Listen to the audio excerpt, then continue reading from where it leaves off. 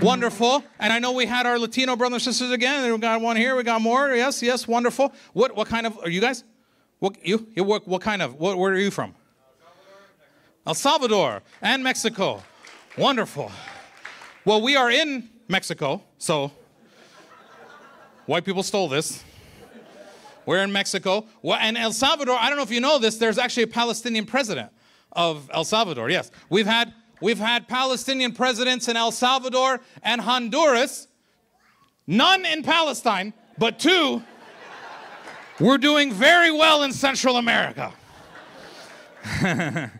It's true, unfortunately. Okay, wonderful. I know we have Native American brothers and sisters with us here tonight. I met my Native brother earlier as well. Okay, we have Asians with us tonight. We have the Afghani woman is still with us tonight. Thank you for joining us. And then, and then the regular white people. Gordy, Christy. See a couple more over there. I don't know. Where are you, sir? What's your name? David. David?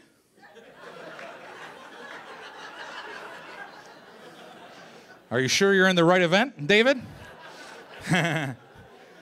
Do we have any of our Jewish brothers and sisters here with us tonight? This is a safe space. You can raise your hand. Yes, you are? Yes? Yes? What's your name? What? Shanti? Is that what you said? Shanti. Shanti. See, Shanti, let me tell you something about us Palestinians. People they misinterpret us all the time, okay? They think we hate Jews. It's not true.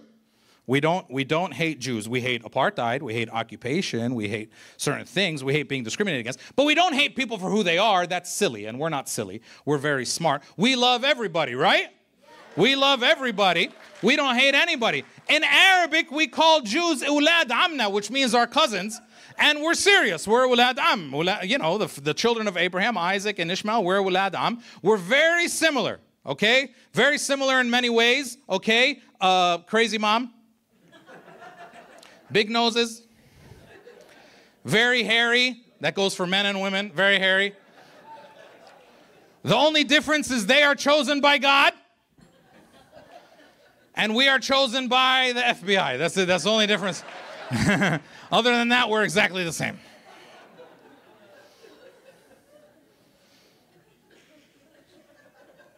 Now, I come to you all from Dearborn, Michigan, the Arab Disneyland. It's the only place in the world that you can have a falafel, a hookah, and a protest all in the same day. It's a wonderful, wonderful place.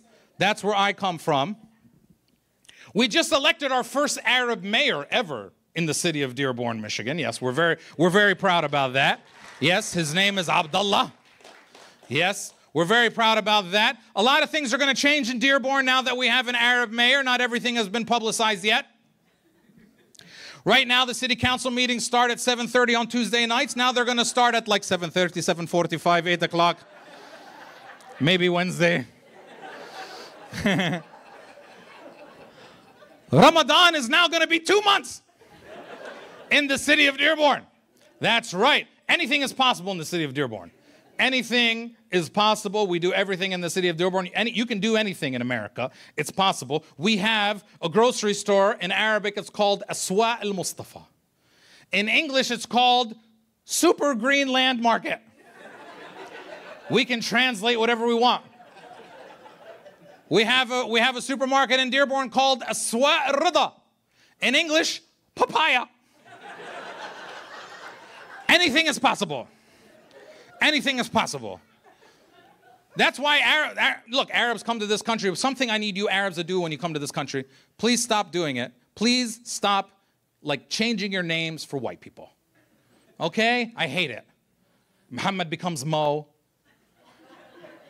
Jamil becomes Jimmy. Hassan becomes Sam. Hussein becomes Sam. Samir becomes Sam. Samir becomes Sam. There's a lot of Sams. Enough Sams. Don't change your name for anybody. Be proud of who you are. Never change your name for anybody, okay? Be proud of who you are. Don't change your name for anybody. We have to learn their names. They have to learn our names. Those are the rules, all right? Their names aren't easy.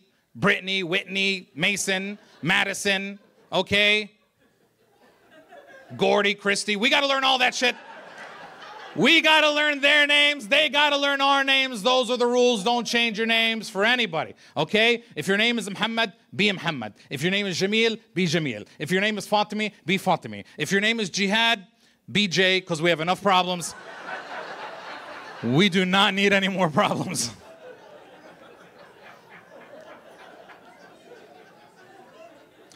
I just came from Palestine. I just landed a week ago. Back here in America, I'm from Palestine. I spent almost the whole summer in the Arab world, and especially the month of August in Palestine. We did a comedy festival there. I bring 7 or 8 comedians from America every year since 2015. And we finally returned in 2022 after a couple years off from the pandemic. And we performed for over 2,000 Palestinians in Ramallah, Nablus, Bethlehem, and Jerusalem. And it was a wonderful, wonderful time. Yes. Palestine, I'm not ashamed to say it, Palestine is the most beautiful place on planet Earth. Every time I go there, I see how beautiful it is. I understand why they're trying to steal it from us. It is the most beautiful place on planet Earth. And I know that being Palestinian is a little bit difficult sometimes. Okay, we go through a lot of sadness. We go through a lot of despair. We go through a lot of depression. But it's also the most beautiful damn thing on planet Earth because we share something with each other that other people don't understand. See? We immediately ask each other, where are you from? What village you come from? What's the story? Because we have something with each other that other people don't understand. So while we are sometimes sad, it is the most beautiful thing on planet Earth. And that is why we always remember everyone who came before us and everyone who's going to come after us. That's why, since all my shows after May 11th, I've been wearing this press t-shirt. Because we have to understand Shireen and what she meant to us and everyone in our Palestinian family and everyone in the global family. All my shows have been dedicated to her. All my shows in Palestine were dedicated to her over the summer. Because she'd be here with us tonight. She'd be laughing. She came to some of my comedy shows when I was in Palestine. I was very, very lucky to have her there because that's who we are. We're very happy, fun, loving people. See, they misunderstand us. And in America, they try to call Arabs white. Did you know that? They call us white. Did you know that? We don't have a box. Did you know? Gordy? Did you know that? Gordy, did you know that according to the federal government, you're in a room full of white people? This room is 95% white, except for the Mexicans and the Salvadorans. It's 95% white, but we're not white. I mean, white people are fine. Corey's, we love you, you're fine. But we're not white. We deserve our own box. Does every Arab here believe that we deserve our own box? That's right. We're not white. I want to start a rally right here tonight at the Green Hills Country Club in Millbrae, California. We're not white because we're different, okay? We do everything different. We bargain different. White people bargain with logic, okay? Gordy bargains with logic. He walks into the Mercedes dealership. He's very logical. You tell me how much money you paid for the car. I'll pay a little bit more. I get a good deal. You make a little bit of money. Everybody's happy. It's very logical. Arabs, we don't bargain with logic. We bargain with emotion. Okay, like Asa, he has the money for the Mercedes, but he's not going to pay the price it says on the car, all right? It's a matter of sharaf al-balad wal-aili. He's not going to do it. He's not going to pay what it says on the car, and he bargains with emotion. It's very emotional. Look, I really want the Mercedes, I do. But if I give you the price it says here on the car, do you know what will happen? Okay, do you see my children over here? If I give you this money, then I will not have money and they will starve and they will die. Is this what you want for me to have the car? And it works. And they all close the deal the same way. If you give me good deal, I will tell everybody. If you give me good deal, all of Rebuilding Alliance Gala will come and buy Mercedes from you. This is how much influence we have. Because every Arab has a wasta. Everybody has a hookup. That's why you can never tell them that you bought something, okay? You can never tell an Arab you bought something because they always say the same. Why didn't you tell me? Because they always have a hookup. Why didn't you tell me? I just got a brand new Mercedes. Why didn't you tell me? My brother sells Mercedes. I just got a brand new iPhone. Why didn't you tell me? My cousin sells iPhones. I just got a hooker in Vegas for $20. Why didn't you tell me? My sister, no, I'm just kidding. So, no, I'm sorry. Gordy, you didn't understand that, right? Okay, that's fine. We're not white. We give directions different. White people give very logical directions, okay? They tell you very logically what to do. You're going to go 5 miles down 380, then you're going to take exit 73, you're going to take a right at the traffic light, then you're going to take a left on El Camino Real, then you're going to go down 4 traffic lights, you're going to take a right on Maple Street, that's my street, then you're going to go down, 7th house on the left, it's a white house, 734 Maple, you can't miss it. It's very specific.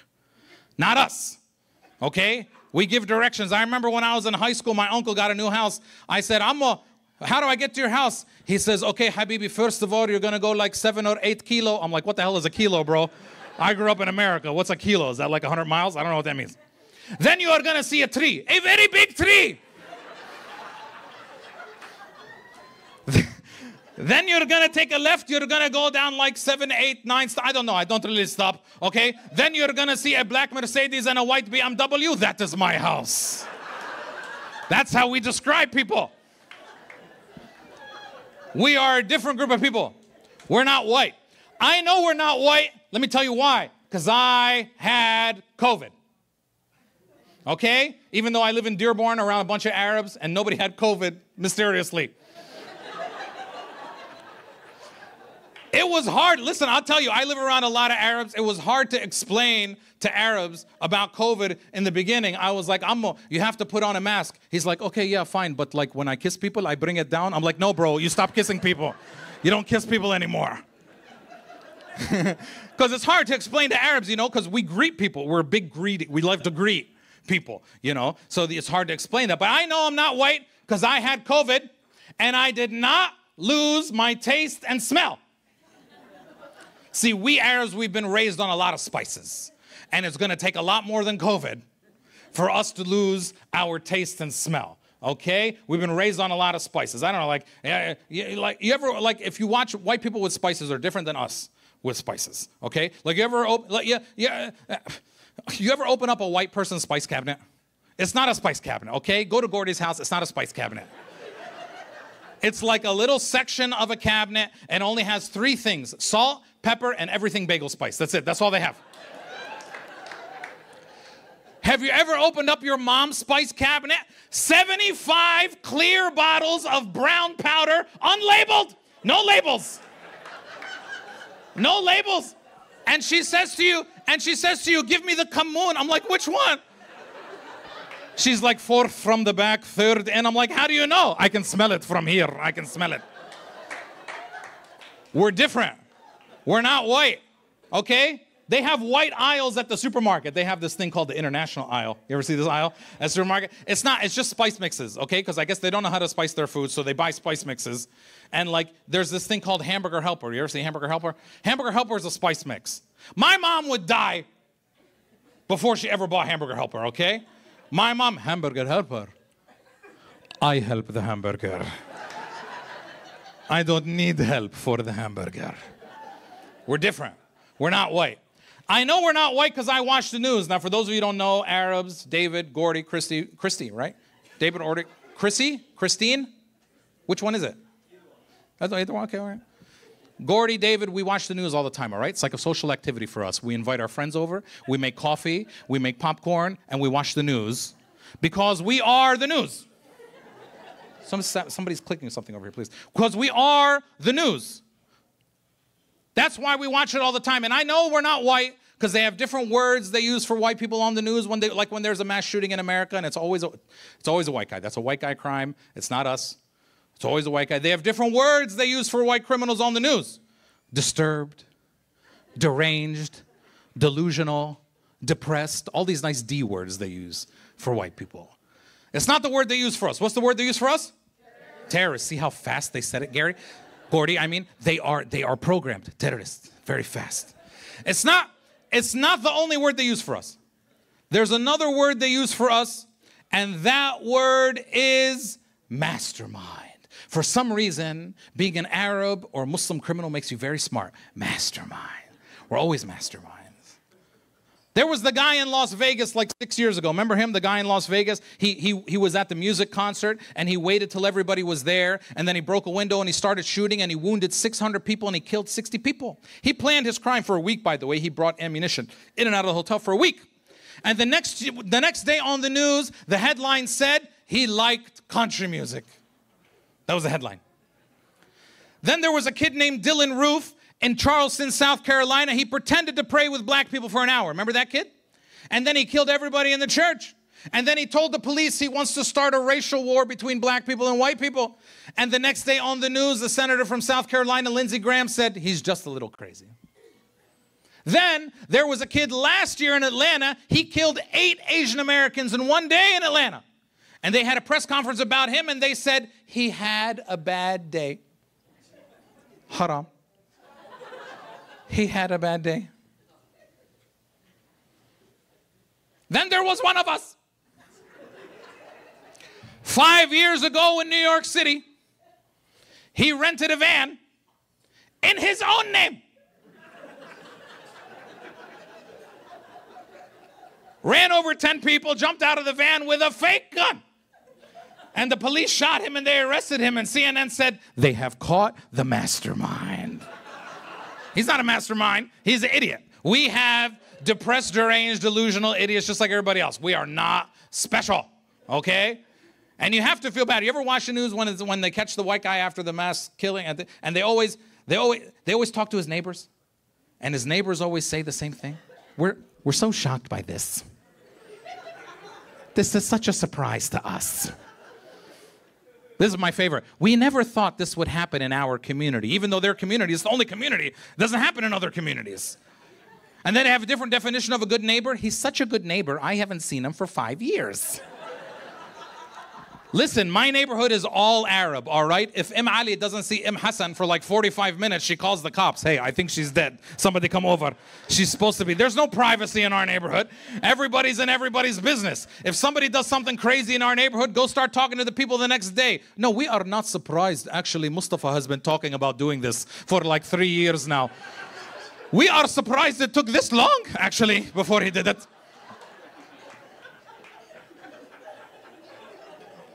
You got to feel bad. Because look, listen. You got to feel bad. I feel bad for you, Gordy.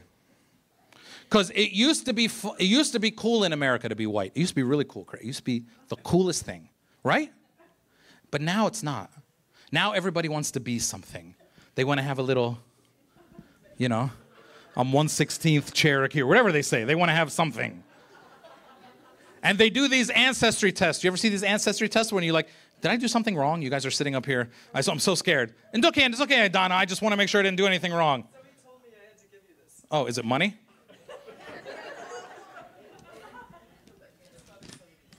Oh, yeah, I already know about that. You didn't have to tell me. So I already know about that. I'm going to do it at then. You already know. I didn't mean to be reminded. They do these ancestry tests all the time. You ever see these things? This is when you spit in the bottle and then you mail it away and they send you back like your racial pie chart. White people love this, and they just pick their race. You ever see these things? You ever see the commercials? It's the dumbest thing I've ever seen in my life. Our whole life, we thought we were German. And then I took my Ancestry.com test and found out that I'm 21% Italian. And now we go to the Olive Garden and we eat spaghetti. Like, that's not the way it works. You don't just get to pick your race. They have this one commercial where this woman comes out and says, my name is Kim. I took my Ancestry.com test, and what surprised me the most is I found out that I'm 26% Native American. I had no idea. All right. Listen, I'm not an expert, okay? I don't have a PhD in biology or genetics, but 26%, that's a lot. That's like a whole grandparent. Okay? Like, I know where my grandmother's from. I know where my grandmother's grandmother's from. And let me tell you something. If you're white and your grandmother's Native American and they didn't tell you, that's not a good story, okay? Something really bad happened. This is America. I'm waiting for the Ancestry.com commercial where somebody is happy to find out that they're Arab.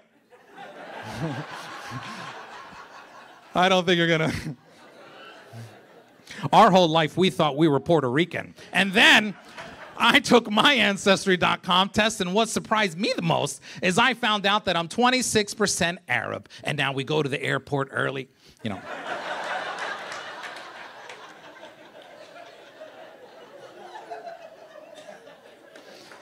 I don't know, man. I watch the news all the time. And here's the weird thing about the news, okay? The news is not news anymore. The news is like news for 5 minutes, and then it's like experts and analysis for the other 55 minutes, okay? And here's the weird thing. If there's a story about black people, the experts are black. If there's a story about Mexicans, the experts are Mexican. If there's a story about Arabs or Muslims, for some reason, the experts are white. And they never know what they're talking about. Okay? So remember like 7 or 8 years ago, there was those masterminds in Paris. They killed those guys for drawing pictures of Muhammad, remember? And it was in the news, okay? And they had a video of these guys. They were walking on the streets of Paris, and they were holding their guns, and they were yelling out in Arabic, La ilaha illallah, La ilaha illallah, over and over again, okay? And Wolf Blitzer it was Wolf Blitzer on CNN and 3 white guy experts. And one of them is named Bob. And Bob is an expert on Arabs. Why? Because Bob was in the CIA for 35 years. So he spied on us, basically. And he's an expert on Arabs and the Arabic language. And so Bob said, well, we have to be very careful when they say la la la la la la.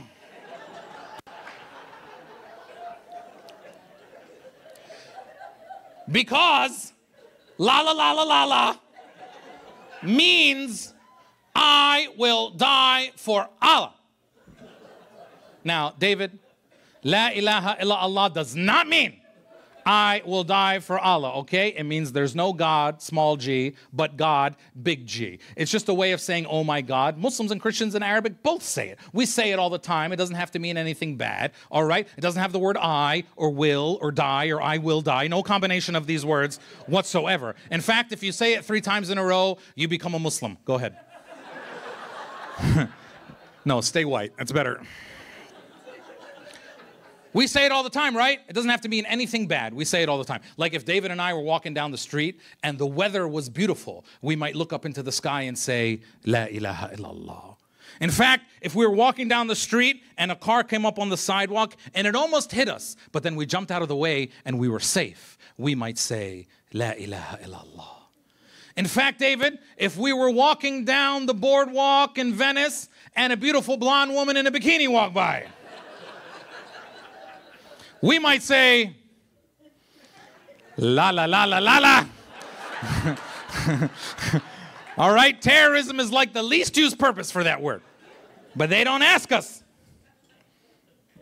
See, because I'm Palestinian. I'm very happy that I'm Palestinian. I'm very happy that it turned out this way. Let me tell you my Palestinian story, okay? We're almost done, okay? We're almost done. We're getting ready to go. This is like the time, the part where at everybody's house, they're sitting there, okay? And they're in the salon, and it's getting late.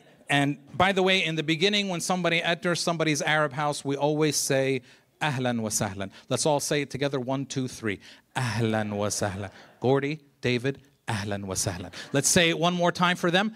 Ahlan wa sahlan. It means welcome, you're one of us. It's a very beautiful thing. For the first 3 hours that people are at my house, my dad, he only says, Ahlan wa sahlan. You have a beautiful house. Ahlan wa sahlan. Your kids are so smart. Ahlan wa sahlan. The food was delicious. Ahlan wa sahlan. But then there comes a time around 10:30, 11 o'clock where all the men are sitting in the salon. Do you have this room in your house? The salon, this is the room that nobody's allowed to go into ever for any reason. It's covered in plastic all the time. You know what room I'm talking about, right?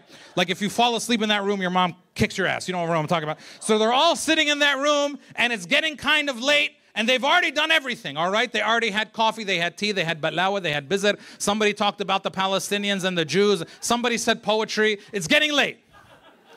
And now nobody is saying anything anymore. And it's silent. And my dad leans back and he leans forward and he says, Ahlan wa sahlan. Now this Ahlan wa sahlan does not mean welcome to my house. This Ahlan wa sahlan means you gotta go. You gotta go. And by the way, then we start lying to each other. Arabs, we lie to each other a lot. But we lie to each other because we love each other. It's just part of our culture, okay? Because after that, the guy sitting next to my dad says, you know, George, it's getting late.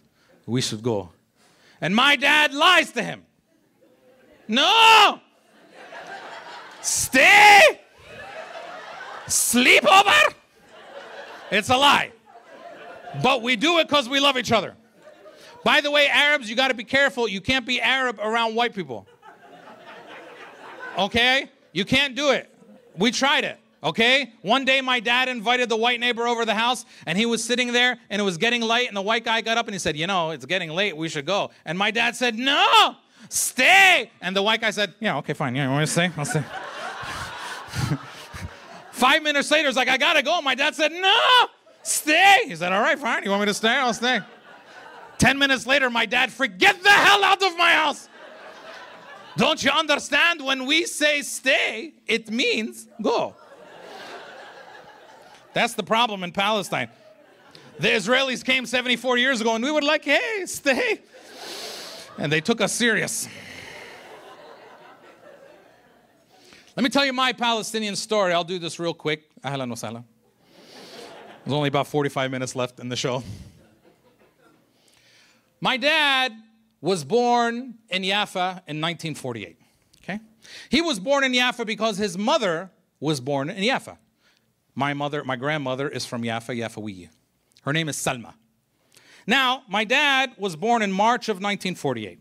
When he was 1 month old, in April of 1948, they were ethnically cleansed from their homeland. By the way, young people especially, when you talk about Palestine, use the right words. Don't say they were kicked out or they left or they fled. That's not the right words. They were ethnically cleansed. When you get kicked out because you're the wrong race or religion, we have a name for that. It's called ethnic cleansing. Use the right words when you talk about Palestine. So my dad was ethnically cleansed when he was 1 month old. And he and his mother and father ended up in a refugee neighborhood in Jordan, in Amman, called Al-Hashim al-Shamali. And my dad grew up there. And my dad grew up there in a refugee neighborhood, and he had to do very well for himself. You know, that's what he did. You know, and Palestinians, we overachieve. That's what we do. We overachieve. My dad, he grew up there, and just so that he could go to college, he had to finish first in high school, and he did. And just so that he could go from college to a master's program, he had to finish first in college, and he did. And just so that he could go from a master's program to a PhD program, he had to finish first in his master's program, and he did. And then he came to America. See, this is a beautiful story about Arabs. We always overachieve. That's the Palestinian story in America. We come from nothing to everything. That's what they do. My dad moved to America. He got a big house, nice cars. My dad's a chemist. He has 41 patents from the United States government. See, that's what we do. We come from nothing to everything. But do you know how hard it is to be the son of this person? Okay? He's achieved everything. All right? I could never impress him when I was a kid. I brought my test home from school. I said, Baba, here's my test. I got a 96. Where is the other 4? I was like, ah, shit. So my dad grew up in Jordan. He went to college at the University of Jordan. Then he did his master's program at AUB in Beirut. And then in 1972, he came here to do his PhD at the University of California, Berkeley. That's where he did his PhD in 1972. So that's the story of George, my dad. Now, my mom's name is Anan. My mom was born in Akka in 1954. Anan was born in Akka because her father, Muhammad, was born in Akka. That's right. You heard that right. My dad's name is George. My mom's name is Anan bint Muhammad. My dad is Christian. My mom is Muslim. Ooh. Yeah. That's called the haram combination. And this is the result. So anyway, I'm doing comedy on a Saturday night in a country club. So, my mom was born in 1954 in Akka.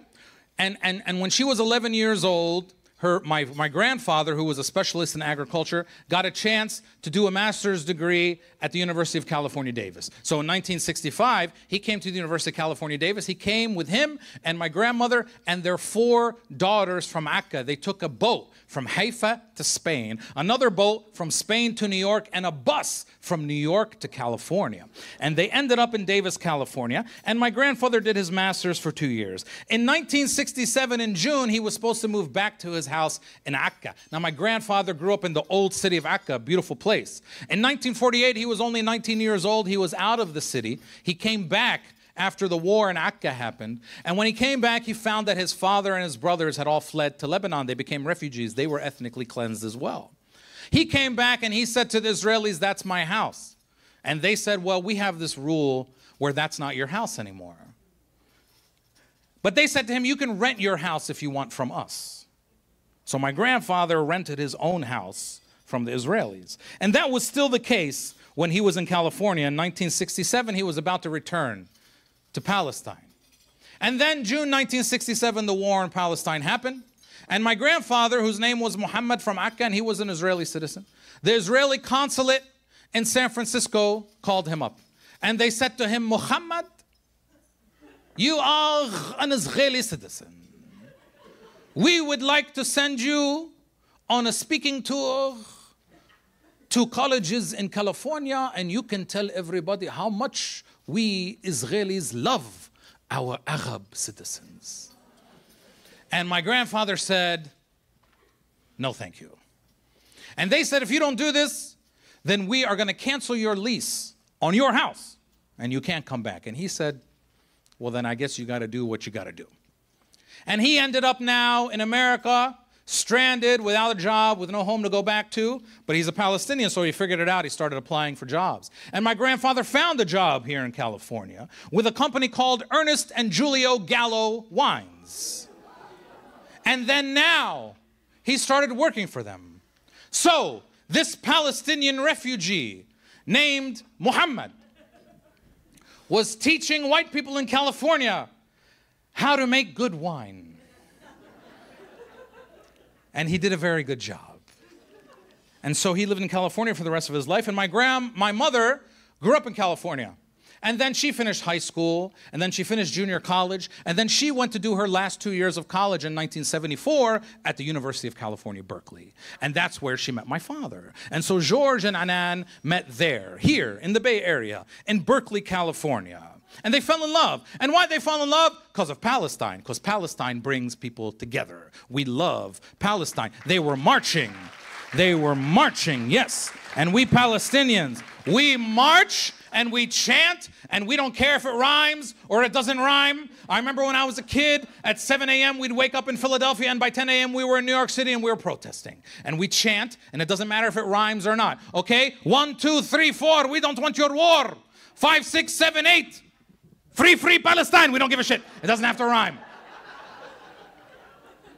And that's how they met and they fell in love. And they got married in Berkeley, California in 1976. And then in the end of 1976, my dad got a job to go back to Jordan to teach at the University of Jordan. He was going to teach chemistry there. And they were married for a few months. And then my dad moved back to Jordan.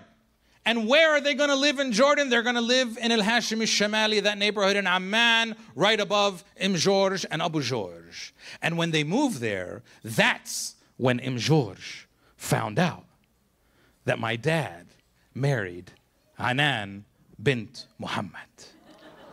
Oh, yes. But my dad was smart, because Palestinians are smart. My dad took back to Jordan with him a very important insurance policy. That's right. I was in there. I was in there because George, she would mess up a marriage, but she would not mess up a marriage with a kid. That was going too far. So he made sure my mom was pregnant. And so I was born in Jordan. And then my dad remained a Palestinian activist in Jordan. In 1979, he got in a little trouble with the Jordanian government. And they told him, George, the airport is over there. And he went to the airport. And we ended up in America. We ended up in Pennsylvania, America. My dad got work with a company called DuPont Chemical Company. He worked for them for 35 years. And then in 1982, my grandmother, George, and my aunt came to visit us in America. My aunt fell in love while she was here, and she stayed here. And then George went back to Amman. She was by herself. But as we know, we Arabs, we don't leave our old people by themselves. They come and live with us until they die, and we put their picture on the wall. Those are the rules. Those are the rules in our culture. And so George came to live in America. And where is George going to live? With George. And she lived with George and my mother for 25 years. That's right. Yeah, my mom is going to heaven. I don't care. I don't care what the rules are. My mom's going to heaven. There'll be no follow-up questions. You drank a lot of alcohol? No problem. Come on in. You ate a lot of bacon? No problem. Come on in. We heard about George.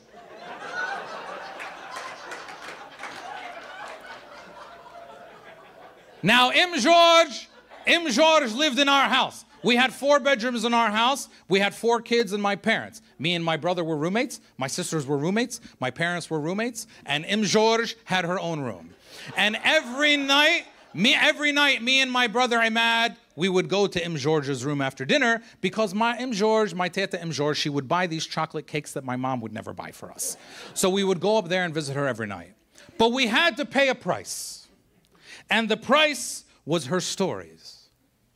But it wasn't a lot of stories. It was her stories from Jaffa. But it was really just one story. The same story every night. She said to us, "قالولنا بترجعوا بعد أسبوعين." You remember that story? قالولنا بترجعوا بعد أسبوعين وبعدنا عم نستنى فيهم. They told us we'd come back after 2 weeks, and we're still waiting for these 2 weeks. See, that's how I know we're right. Because I know the truth is on our side. We all know the truth is on our side. Rachel knew the truth was on our side. Shireen knew the truth was on our side. And I lived with the truth. I grew up with the truth. She wasn't lying. She was telling the truth. We've all heard that story. We're not that good at conspiracy. We're not all coming up with the same story. See, we have the truth on our side. That's the power of the truth. The truth. I want everybody, especially young people, I want you to understand how strong, how powerful being Palestinian is. Maybe you don't get it yet. It's very powerful to be Palestinian because we have the truth on our side. There's something very powerful about the truth. Let me explain it like this. 5 years ago in America, there's 435 members of the American Congress. 5 years ago in America, there were no Palestinians in Congress. And then we elected one. Rashida Tlaib in Michigan, we elected one Palestinian to the Congress. Now, this one woman out of 435 made AIPAC and the pro-Israel lobby change everything that they do. They started having conferences. How do we get rid of Rashida? They started raising a lot of money. Let's get rid of Rashida. Over one woman out of 435. Now, if you are strong, if you are secure, you don't care about one woman out of 435. You only care about one woman out of 435 if you're weak, if you're fragile, if you're lying. See, that's the power of the truth. One person can bring everything down. That's the power of Palestine. The other power of the truth is they try to shut us up all the time. They've tried to shut down some. They probably tried to shut down your Instagram and your Twitter before. They try to shut down my Instagram and my Twitter all the time. They try to shut us up, but we don't try to shut them up. In fact, we want them to talk because eventually they tell the truth. You know, like Yaakov. Remember Yaakov? In Jerusalem, remember Yaakov? If I don't steal it, somebody else will. Remember this guy? Oh, I love this guy. This guy is amazing. He's like my favorite guy. Last year, I was in Sheikh Jarrah, and I was sitting there with the people in Sheikh Jarrah, and I was sitting there talking to them, and we were talking about everything, and then out walked Yaakov. And oh my God, I was so excited. Listen, I've met a lot of famous people in my life, but when I met Yaakov, I was so excited. I call him Justin Bieber. That's how much I love him. Okay? I took out my phone and I started videotaping him. I said, Yaakov, thank you. He said, for what? I said, for being you. Just for telling the truth. See, we want them to talk because eventually they tell the truth. That's the power of the truth. If you haven't understood it yet, let me explain it like this. There is a Lebanese Arab American actress. Her name is Mia Khalifa. Are you clapping for her, sir? Now, Mia Khalifa acted in some movies that are drama. Is everybody explaining it to each other? The young person table knows what I'm talking about. Now, listen to me. This is the point that I'm trying to make. 5 years ago, if Mia Khalifa walked into a room full of Arabs, no one would want to take a picture with her. They'd say, we're ashamed of you, Mia. That's crazy what you did. It's terrible. You shamed our culture, this and that. Then last year during Sheikh Jarrah, Mia Khalifa used her millions of followers on Twitter, and she said, free Palestine. Save Sheikh Jarrah. I don't know if you remember that. And all of her millions of followers started repeating these things. And now, if Mia Khalifa walked in the streets of Ramallah, everyone would want to take a picture with her. See, that is the power of Palestine. That's what we do, okay? We transformed a woman from a porn star into a freedom fighter. No one else could do that. That's the power of Palestine. Why are you attacking me? Okay, no problem. Okay. Huh? Okay, no problem, no problem. That is the power of who we are. So always understand that and keep supporting this organization and every other organization. Now, before I go, ahlan wa sahlan, before I go, I don't know how much of the staff are here. I saw one of them just walk out. If somebody can get that woman for me. Can you get Denise for me again? If she's back there. I want to get them again. Because before we leave, we have to make sure as well that we appreciate everyone who helped us here tonight. So hopefully she'll walk out here in a second. Denise was the head boss lady of all the servers tonight. Thank you for you and everything you did for us tonight.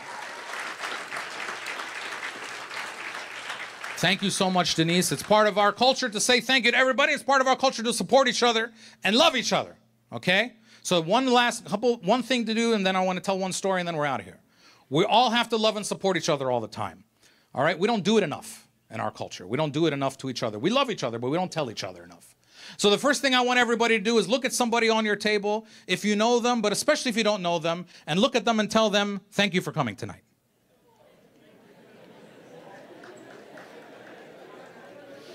Good. Look at somebody on your table. Now look at that person and tell them, I'm proud of you. Good. Now look at that person and tell them, I love you. That's right. Because we have to love and support each other all the time. That's what we do as Palestinians. That's what Rachel would have done. That's what Shireen would have done. That's what all of us would have done. That's what we have to do. We have to support and love each other all the time. See, I love that because I wrote a book called Being Palestinian Makes Me Smile, okay? If anyone wants to buy this book, come and find me after the show. You can buy it. I'll sign it for you. No deals. Isa, no bargaining, okay? No bargaining. It's $20. Okay, $20. $20. Gordy, $30. But $20, that's white people tax. You pay $30. See, I wear Palestinian t-shirts at all my shows all the time. I make sure everybody knows that I'm Palestinian. And I have hundreds of thousands of followers on Instagram and Twitter. And people sometimes ask me, they say, Amer, are you famous? And I say, you know what? I'm lucky. Yes, I am. But I'm very specifically famous, okay? Like 99% of the world doesn't know who I am. But that 1% of the world that does, they're very dedicated to me. They love me very much because of Palestine, okay? I talk about Palestine. And I'm very, very lucky. So every year I do this comedy festival in Palestine. I take 7 or 8 comedians with me to Palestine. In 2016, I took a comedian friend of mine from Detroit. Her name is Heather. She's black. She's really funny. She's not famous, but she's really, really funny. And we would stay in a hotel in Ramallah called the Movenpick Hotel. Now it's called the Millennium Hotel. And what we would do every night is after we finished our shows, we would walk from the hotel and we would go to Duwar Sa'a in downtown Ramallah, and we would eat shawarma at this place called Shawarma Bonjour Kubain. Very delicious shawarma. And we went there one night, and we're all there one night, me and all the comedians from America, and we eat our shawarma. And then on our way out, there's the guy that sells ka'ak al-Uts bil-Arabai. You know this guy? He's selling ka'ak al-Uts in the cart, and he saw me. And he recognized me. And he said to me, Amer, oh my God, you are here. I love you so much. You are amazing. You are great. And you know, Arabs do this thing. I don't know why, but Arabs do this thing that when they see me, they take out their phone and they start showing me my videos on their phone. You know this video? This is a great video. I'm like, yeah, I know that video. So he's taking selfies with me, and he opened his FaceTime with his friends. You know, شوفوا أنا مع عامر يا جماعة. And all this time, I'm looking at all the other comedians I brought from America. I was like, see, I'm famous. And I'm getting ready to say bye to this guy, to the kak, to Bayal kak. And I was like, okay, man, yalla ma'a salami, for Saidi, yatik al-afi, I love you, I'm proud of you, keep doing what you're doing. And then he grabbed me by my arm. And he said, Amer, one more thing. I said, what? He said, can you introduce me to her? And he pointed at Heather. And I told him, yeah, sure, but why? And he said to me, Amer, he said in Arabic, what I'll say in English, he said to me, Amer, I have lived my whole life here in Palestine, under occupation. Every night I sell bread in the street, and I have never left Ramallah in my life. And I never thought, I never imagined I would see in front of me with my own two eyes Janet Jackson.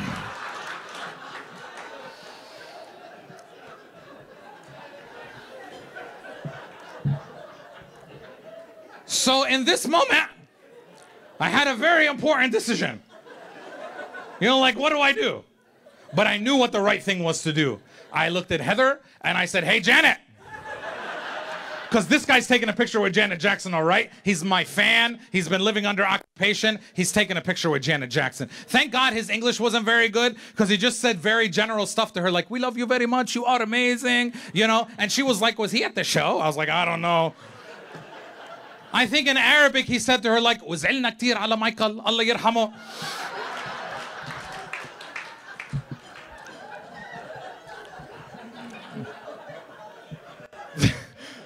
The point of the story is this. I am very famous. But the people who love me and think I'm famous, they also think all black women are Janet Jackson, okay?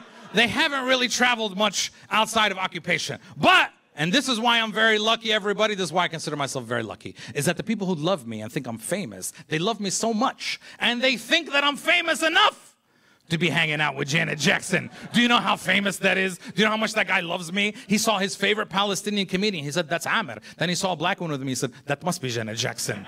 Who would that be with Amer in the middle of Ramallah eating shawarma at midnight other than Janet Jackson? So I talk about Palestine all the time. I'm never going to apologize for it. That means Hollywood doesn't like me very much. That means CNN doesn't like me very much. That means the New York Times doesn't like me very much. Hollywood doesn't like me, but Bay'a al-Ka'ak loves me. And that's all that matters.